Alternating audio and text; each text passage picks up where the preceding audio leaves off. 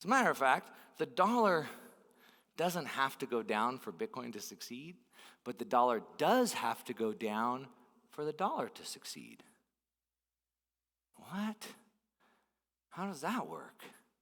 You see, Bitcoin can succeed even with the dollar continuing to go higher. Bitcoin doesn't care about that. Bitcoin pulls value from other places. I'll talk about that in a second. But the dollar does have to go down for it to succeed because it has to continue to expand.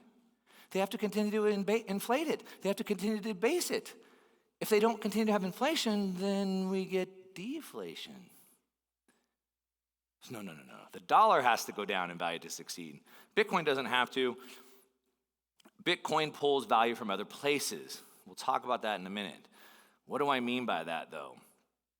Bitcoin is very hard to understand, and here's why. Remember I said that we're not good at envisioning the future. So what happens is when we get something groundbreaking that we've never seen before, humans, the way our brains work is we're comparing machines. That's what humans do very well. We compare things. For example, is this heavy?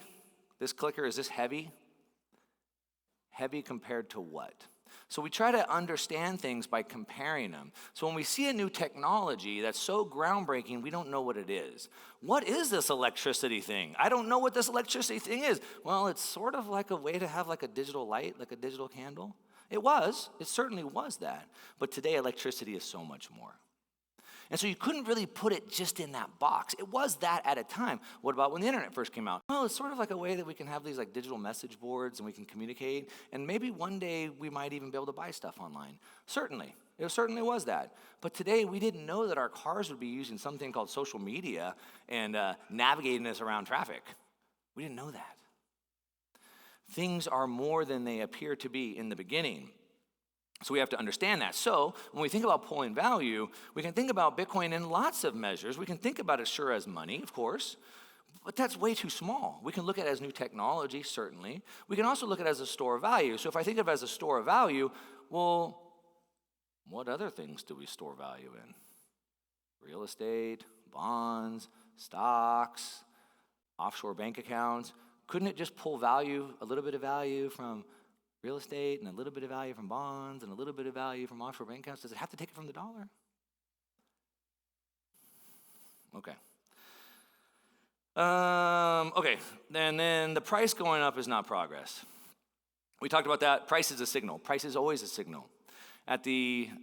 Before this event started, we had the collective mastermind.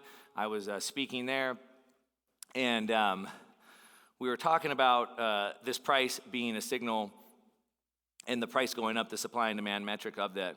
And as I already kind of covered this piece, right, the demand is what's pushing the price up. When you have a limited supply like Bitcoin, the supply is fixed. If demand goes up and supply is fixed, what happens to the price? And what happens if demand goes up and the supply goes down? Price goes up even faster. Bitcoin has a 4-year halving cycle. Every 4 years, this new supply gets cut in half as the demand keeps going higher. Now, it failed. The big crux of the matter seems to be, with Jeff and I, as I said, we agree on like 80 or 90% of it, but there's a small part that we disagree on. And the disagreement part really comes down to the speed at which this adoption has happened. And so again, he showed a bunch of charts, which are great, that the Eurodollar has basically replaced the Bretton Woods system in 15 years. It's awesome. Congratulations. Again, all it was the same thing. It was the same thing. It wasn't replacing anything. It was just kind of stepping into place. And that's another reason why crypto stablecoins are also having very fast adoption, because it's still a dollar. It's still a dollar. Our money is already digital. It doesn't take anything new. But the fallacy that I have, and really this is sort of a way that I think about it, the dollar, if you think about what the dollar is in the U.S. monetary system and the Eurodollar market and all of those, it's a payment network.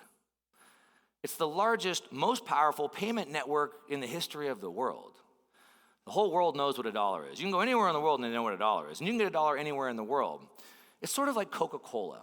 If you think about Coca-Cola is a very interesting business model. Warren Buffett loves it.